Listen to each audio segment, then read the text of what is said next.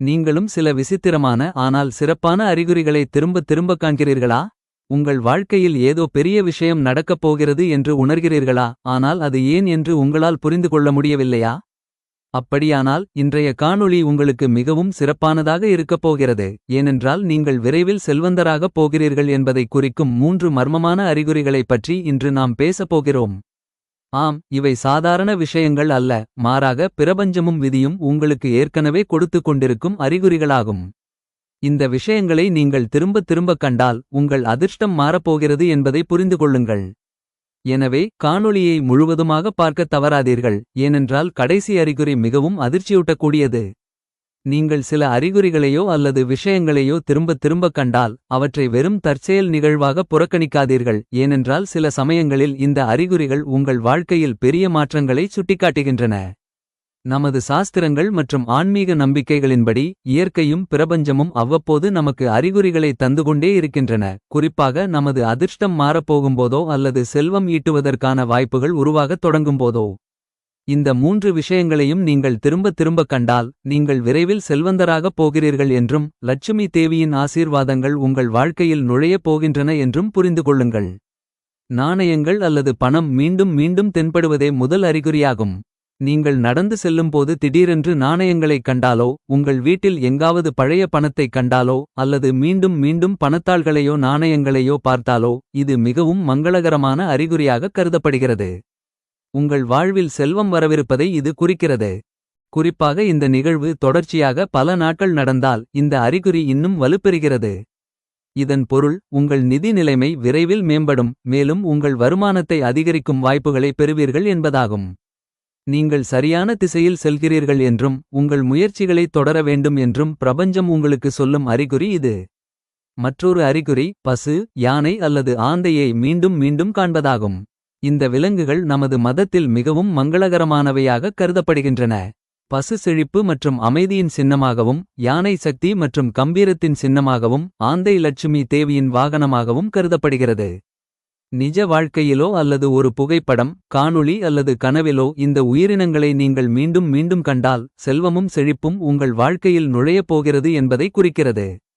குறிப்பாக ஆந்தை மீண்டும் மீண்டும் தோன்றினால் இது மிகவும் அரிதான மற்றும் சக்திவாய்ந்த அறிகுறியாகக் கருதப்படுகிறது. இது லட்சுமி தேவியின் ஆசீர்வாதங்களை நேரடியாகச் சுட்டிக்காட்டுகிறது. மூன்றாவது மற்றும் மிக முக்கியமான அறிகுறி சில குறிப்பிட்ட கனவுகள் மீண்டும் மீண்டும் வருவதாகும். கனவுகள் நமது ஆழ்மனதின் ஒரு பகுதியாகும். சில சமயங்களில் அவை நமக்கு எதிர்காலத்தைப் பற்றிய ஒரு பார்வையை தருகின்றன. நீங்கள் செல்வந்தராக இருப்பதையோ, தங்கம் மற்றும் வெள்ளியை காண்பதையோ அல்லது நீர், கோவில்கள், ஒளி சம்பந்தப்பட்ட காட்சிகளைக் காண்பதையோ மீண்டும் மீண்டும் கனவு கண்டால் இது மிகவும் மங்களகரமான அறிகுறியாகும். இத்தகைய கனவுகள் உங்கள் வாழ்க்கையில் நேர்மறை ஆற்றலின் ஓட்டம் அதிகரித்து வருவதையும் உங்கள் அதிர்ஷ்டம் மாறப்போவதையும் குறிக்கின்றன. குறிப்பாக உங்கள் கனவுகளில் நீங்கள் மகிழ்ச்சியாகவும் மனநிறைவாகவும் உணர்ந்தால் இந்த அறிகுறி இன்னும் வலுப்பெறுகிறது. மேலும் உங்கள் வீட்டில் திடீரென நேர்மறை ஆற்றலை நீங்கள் உணர்ந்தால், அதாவது எந்தக் காரணமும் இல்லாமல் மகிழ்ச்சியாக உணர்வது, வீட்டில் அமைதி நிலவுவது அல்லது சிறிய வேலைகள் எளிதாக முடிவது போன்றவை உங்கள் வாழ்க்கையில் ஒரு நல்ல காலம் தொடங்கிவிட்டது என்பதற்கான அறிகுறியாகும். மக்கள் பெரும்பாலும் இந்த அறிகுறிகளை புறக்கணிக்கிறார்கள், ஆனால் அவற்றை புரிந்துகொண்டு அதற்கேற்ப தங்கள் வாழ்க்கையில் மாற்றங்களைச் செய்பவர்கள் எதிர்காலத்தில் வெற்றிகரமாகவும் செழிப்பாகவும் ஆகிறார்கள். இந்த அறிகுறிகளுடன் உங்கள் செயல்களை சரியாக வைத்திருப்பதும் முக்கியம். வெறுமனே அறிகுறிகளை கவனிப்பது உதவாது. நீங்கள் கடின உழைப்பு, நேர்மை மற்றும் நேர்மறையான மனப்பான்மையுடன் முன்னேற வேண்டும். தூய்மை, உண்மை மற்றும் பக்தி இருக்கும் இடத்தில் லட்சுமி தேவி வசிக்கிறார். எனவே உங்கள் வீட்டையும் மனதையும் தூய்மையாக வைத்திருங்கள், பெரியவர்களை மதியுங்கள் மற்றும் தேவையுள்ளவர்களுக்கு உதவுங்கள். இது உங்கள் வாழ்க்கையில் செல்வத்தை கொண்டுவருவதோடு மட்டுமல்லாமல் அதன் நீண்ட ஆயுளையும் உறுதி செய்யும்.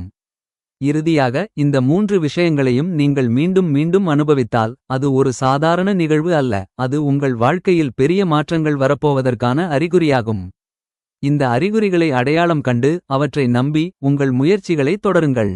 ஏனெனில் மிக விரைவில் உங்கள் அதிர்ஷ்டம் மாறப்போகிறது, மேலும் நீங்கள் வெற்றி மற்றும் செழிப்பின் புதிய உயரங்களை தொடப்போகிறீர்கள்.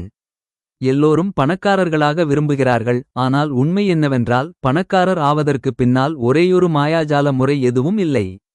மாறாக ஒருவரின் வாழ்க்கையை படிப்படியாக மாற்றி அவரை வெற்றி மற்றும் செழிப்பை நோக்கி வழிநடத்தும் சில பழக்கவழக்கங்கள் உள்ளன. நாம் கூர்ந்து கவனித்தால் உலகில் உள்ள ஏறக்குறைய அனைத்து வெற்றிகரமான மற்றும் செல்வந்தர்களுக்கும் அவர்களை சாதாரண மக்களிடமிருந்து வேறுபடுத்திக் காட்டும் சில பொதுவான பழக்கவழக்கங்கள் இருப்பதைக் காண்போம். முதல் மற்றும் மிக முக்கியமான பழக்கம் தெளிவான இலக்குகளை நிர்ணயிப்பதாகும். வாழ்க்கையில் தாங்கள் எதை அடைய விரும்புகிறோம் என்பதை தெளிவாக அறிந்தவர்கள் மட்டுமே முன்னேறிச் செல்கிறார்கள். ஒரு இலக்கு இல்லாமல் ஒருவர் குறிக்கோளின்றி அலைகிறார். ஆனால் உங்களிடம் ஒரு தெளிவான திசை இருக்கும்போது நீங்கள் எடுக்கும் ஒவ்வொரு அடிக்கும் ஒரு நோக்கம் இருக்கும். மேலும் இந்த நோக்கம் படிப்படியாக உங்களை செல்வத்திற்கு இட்டு செல்லும். இரண்டாவது முக்கியமான பழக்கம் நேரத்தை மதிப்பது. செல்வந்தர்களாக மாறுபவர்கள் நேரத்தை தங்களின் மிகவும் விலைமதிப்பற்ற சொத்தாக கருதுகிறார்கள். அவர்கள் தங்கள் நேரத்தை பயனற்ற விஷயங்களில் வீணாக்குவதில்லை. மாறாக ஒவ்வொரு நிமிடத்தையும் பயனுள்ள ஒன்றைச் செய்வதில் செலவிடுகிறார்கள். அவர்கள் அதிகாலையில் எழுந்து தங்கள் நாளை திட்டமிட்டு தங்கள் பணிகளுக்கு முன்னுரிமை அளிக்கிறார்கள். இதனால்தான் அவர்களால் குறைந்த நேரத்தில் அதிக சாதனைகளை அடைய முடிகிறது. அதே சமயம் சாதாரண மக்கள் நேரத்தை அலட்சியப்படுத்தி பின்னர் வருந்துகிறார்கள். மூன்றாவது பழக்கம் தொடர்ந்து கற்றுக்கொள்வது. உலகம் வேகமாக மாறிக்கொண்டிருக்கிறது. கற்றுக்கொள்வதை நிறுத்துபவர்கள் பின்தங்கி விடுகிறார்கள். செல்வந்தர்கள் புத்தகங்கள், அனுபவம் அல்லது ஒரு வழிகாட்டி மூலமாக புதிய விஷயங்களை கற்றுக்கொள்ள எப்போதும் தயாராக இருக்கிறார்கள். அவர்கள் தங்கள் தவறுகளிலிருந்து கற்றுக்கொண்டு தங்களை தொடர்ந்து மேம்படுத்திக் கொள்கிறார்கள். இந்த பழக்கம் அவர்களை மற்றவர்களை விட முன்னிலையில் வைக்கிறது. நான்காவது பழக்கம் இடர்களை எதிர்கொள்ளும் தைரியம். செல்வந்தர்களாக மாறுபவர்கள் பயம் தங்களை தடுக்க அனுமதிப்பதில்லை. மாறாக கணக்கிடப்பட்ட இடர்களை மேற்கொள்கிறார்கள். இடர் இல்லாமல் பெரிய லாபம் கிடைக்காது என்பதை அவர்கள் அறிவார்கள். ஆனால் இதன் பொருள் அவர்கள் சிந்திக்காமல் செயல்படுகிறார்கள் என்பதல்ல. மாறாக அவர்கள் ஒவ்வொரு சூழ்நிலையையும் ஆராய்ந்து பின்னர் முடிவுகளை எடுக்கிறார்கள். இந்த சமநிலை அவர்களுக்கு வெற்றியை தருகிறது. ஐந்தாவது பழக்கம் சரியான பண மேலாண்மை. பலர் நல்ல பணம் சம்பாதித்தாலும் அதை நிர்வகிக்கத் தெரிவதில்லை. அதனால் அவர்கள் ஒருபோதும் பணக்காரர்களாக ஆவதில்லை. இருப்பினும் பணக்காரர்களாவவர்கள் தங்கள் பணத்தை எப்படி சரியாக நிர்வகிப்பது என்று அறிந்திருக்கிறார்கள். அவர்கள் சேமிக்கிறார்கள், முதலீடு செய்கிறார்கள் மற்றும் தங்கள் செலவுகளை கட்டுப்படுத்துகிறார்கள். பணம் சம்பாதிப்பது எவ்வளவு முக்கியமோ அதை சரியான வழியில் முதலீடு செய்வதும் அவ்வளவு முக்கியம் என்பதை அவர்கள் புரிந்துகொள்கிறார்கள். ஆறாவது பழக்கம் நேர்மறை சிந்தனை மற்றும் தன்னம்பிக்கை. உங்கள் மனம் எதிர்மறை எண்ணங்களால் நிறைந்திருந்தால் உங்களால் ஒருபோதும் முன்னேற முடியாது. பணக்காரர்களாவவர்கள் எப்போதும் நேர்மறையாகச் சிந்தித்து தங்களை நம்புகிறார்கள். அவர்கள் தோல்வியை சந்திக்கும்போது அதை ஒரு பாடமாக எடுத்துக்கொள்கிறார்கள், தோல்வியாக அல்ல. இந்த மனநிலை மீண்டும் மீண்டும் எழுந்து முன்னேறுவதற்கான வலிமையை அவர்களுக்கு அளிக்கிறது. ஏழாவது பழக்கம் ஒழுக்கம். ஒழுக்கம் இல்லாமல் யாராலும் வெற்றியை நீண்ட காலத்திற்கு தக்கவைத்துக் கொள்ள முடியாது. செல்வந்தர்கள் ஒரு வழக்கத்தை பின்பற்றுகிறார்கள், தங்கள் இலக்குகளுக்கு உண்மையாக இருக்கிறார்கள், மேலும் தங்கள் பாதையிலிருந்து ஒருபோதும் விலகுவதில்லை. சிறிய ஒழுக்கங்கள் பெரிய பலன்களைத் தரும் என்பதை அவர்கள் அறிவார்கள்.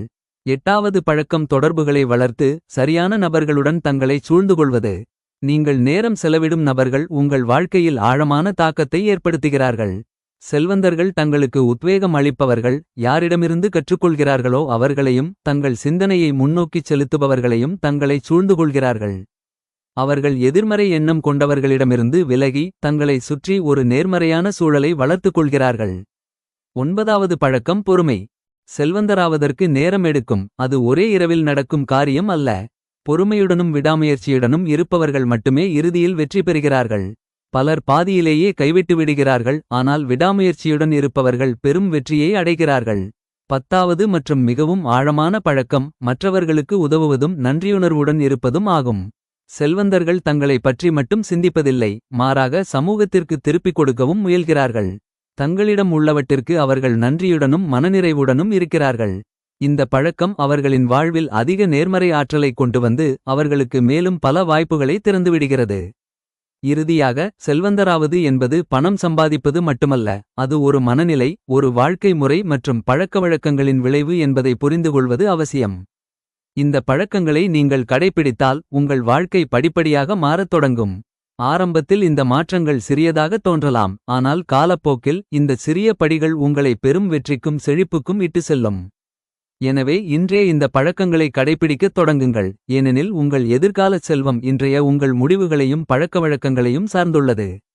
எல்லோரும் பணம் சம்பாதிக்க விரும்புகிறார்கள், கடின உழைப்பு விரும்பிய பலனை தராதபோது மக்கள் ஆன்மீக பரிகாரங்களையும் தீர்வுகளையும் நாடுகிறார்கள்.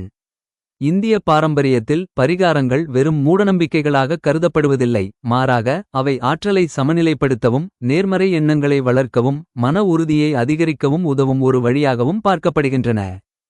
எந்தவொரு சடங்கும் கடின உழைப்பு, நோக்கம் மற்றும் நம்பிக்கையின் துணையுடன் மட்டுமே பலனளிக்கும் என்பதை புரிந்துகொள்வது அவசியம். சரியான எண்ணங்கள் மற்றும் செயல்களுடன் இந்த நடவடிக்கைகளை நீங்கள் மேற்கொண்டால் அவை உங்கள் வாழ்க்கையில் நேர்மறையான மாற்றங்களை கொண்டு வந்து செல்வத்திற்கான கதவுகளை திறக்கும். முதல் மற்றும் மிகவும் பிரபலமான சடங்கு காலையில் எழுந்தவுடன் இரு கைகளின் உள்ளங்கைகளையும் பார்த்து இறைவனை நினைப்பதாகும். லட்சுமி, சரஸ்வதி மற்றும் விஷ்ணு தேவிகள் உள்ளங்கைகளில் வசிப்பதாக நம்பப்படுகிறது. எனவே இந்த உணர்வுடன் நாளை தொடங்குவது நேர்மறை ஆற்றலை கொண்டுவருவதோடு நாள் முழுவதும் நிதி முயற்சிகளில் வெற்றி பெறுவதற்கான வாய்ப்புகளையும் அதிகரிக்கிறது. மேலும் வீட்டின் பிரதான கதவை தினமும் சுத்தமாக வைத்திருப்பதும் மஞ்சள் அல்லது குங்குமத்தால் மங்கள சின்னங்களை வரைவதும் மிகவும் பயனுள்ளதாக கருதப்படுகிறது. ஏனெனில் லட்சுமி தேவி சுத்தமான மற்றும் நன்கு பராமரிக்கப்பட்ட இடத்திற்குள் மட்டுமே நுழைவதாக நம்பப்படுகிறது. மற்றொரு சடங்கு வெள்ளிக்கிழமைகளில் சிறப்பு சடங்குகளைச் செய்வதாகும். வெள்ளிக்கிழமை லட்சுமி தேவியின் நாளாக கருதப்படுகிறது. எனவே அன்று வெள்ளை ஆடை அணிவது, வீட்டில் விளக்கேற்றுவது மற்றும் லட்சுமி தேவியை வழிபடுவது செல்வத்திற்கான கதவுகளை திறக்கும். இந்த நாளில் ஏழைகளுக்கு உணவளிப்பதும் தேவையில் உள்ளோருக்கு தானம் செய்வதும் மிகவும் மங்களகரமானதாக கருதப்படுகிறது.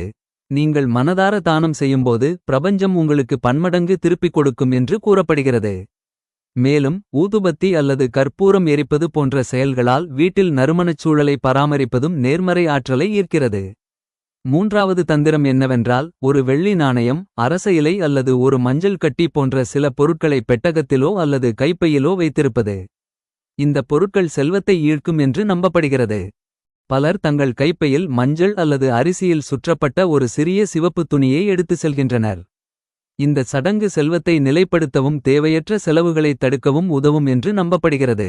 உங்கள் கைப்பை எப்போதும் சுத்தமாகவும் ஒழுங்காகவும் இருப்பதை உறுதிப்படுத்திக் கொள்ளுங்கள். ஏனெனில் தேவையற்ற பொருட்கள் எதிர்மறை ஆற்றலை அதிகரிக்கும்.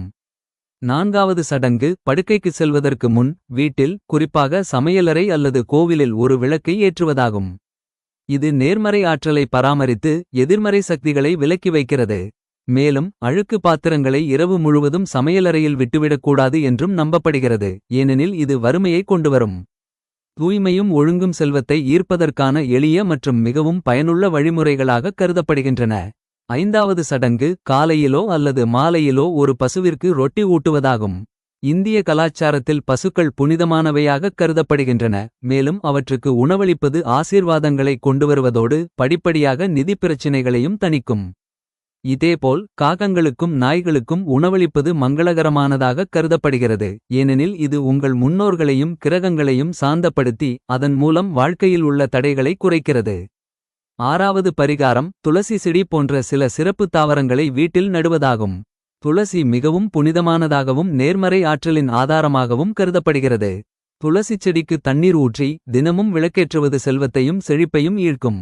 மேலும் மணி பிளான்ட் பணச்செடி செல்வத்தை ஈர்க்கும் ஒரு செடியாக கருதப்படுகிறது. அதை வீட்டிற்குள்ளோ அல்லது அலுவலகத்திலோ வைத்திருப்பது நன்மை தரும்.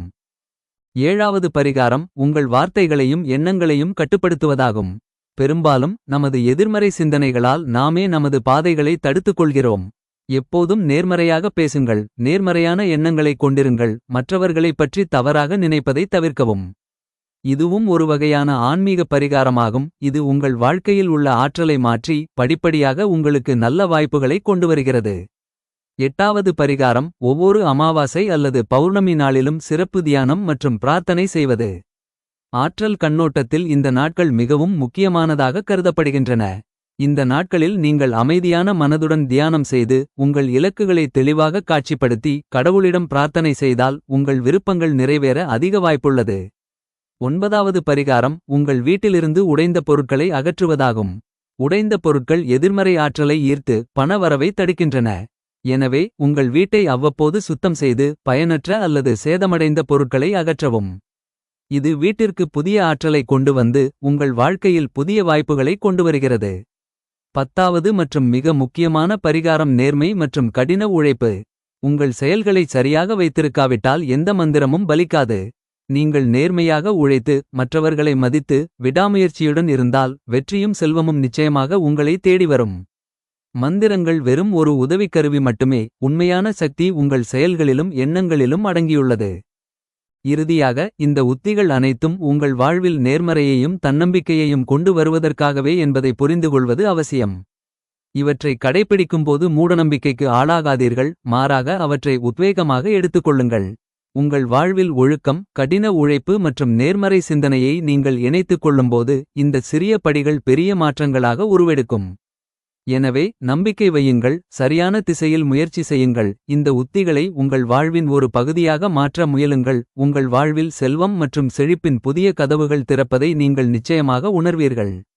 எனவே நண்பர்களே, உங்கள் வாழ்வில் செல்வமும் செழிப்பும் வரப்போகிறது என்பதை குறிக்கும் 3 சிறப்பு அறிகுறிகள் இவை. இந்த அறிகுறிகளில் ஏதேனும் ஒன்றை நீங்கள் மீண்டும் மீண்டும் கண்டால் அவற்றை புறக்கணிக்காதீர்கள், ஏனெனில் விதி உங்களுக்கு ஒரு குறிப்பை கொடுக்கக்கூடும். இந்த தகவல் உங்களுக்கு பிடித்திருந்தால் வீடியோவை லைக் செய்யுங்கள், உங்கள் நண்பர்கள் மற்றும் குடும்பத்தினருடன் பகிர்ந்து கொள்ளுங்கள். மேலும் சேனலுக்கு சப்ஸ்கிரைப் செய்ய மறக்காதீர்கள். மேலும் இந்த அறிகுறிகளில் எதை நீங்கள் அடிக்கடி காண்கிறீர்கள் என்பதை கமெண்ட்களில் எங்களுக்கு தெரியப்படுத்துங்கள். அடுத்த வீடியோவில் இது போன்ற மற்றொரு மர்மமான மற்றும் தகவல் நிறைந்த தலைப்புடன் சந்திப்போம். நன்றி.